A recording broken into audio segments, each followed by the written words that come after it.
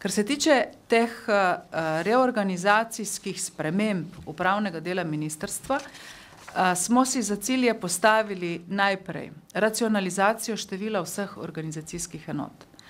Uspeh je viden, namreč zmanjšali smo število organizacijskih enot in zmanjšali smo ravni vodenja.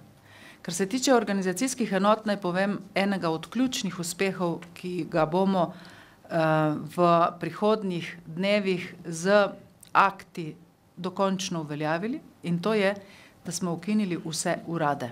12 uradov je bilo v tem ministrstvu, v prihodnosti uradov z vodji, z administrativno podporo, z materialno-tehničnim poslovanjem, ki je potrebno za vodenje takšnih inštitucij, vsega tega ne bo več. Optimizirali smo delovne procese, in sicer tako, da smo ljudi po pregledu poslovanja, ljudi, ki opravljajo tiste poslovne procese, ki za prihodnost delovanja tega ministrstva niso več perspektivni, te ljudi smo preusmerili v tista področja delovanja Ministrstva za obrambo, ki jih štejemo za v prihodnosti perspektivna. Večino ljudi smo preusmerili,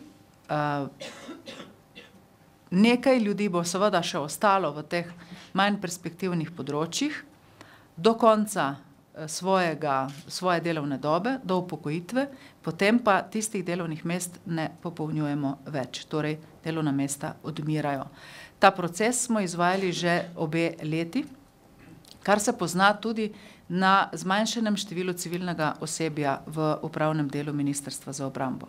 No, kar se tiče zmanjšanih ravni vodenja in novih organizacijskih enot, naj povem, da smo 232 vodstvenih položajev in organizacijskih enot podedovali od prejšnjih ministrov in vse to bomo zmanjšali v prihodnjih dnevih dokončno na 150 vodstvenih položajev in to pomeni tudi 150 organizacijskih enot različnih nivojev. Posledično seveda to pomeni tudi zmanjšanje stroškov dela.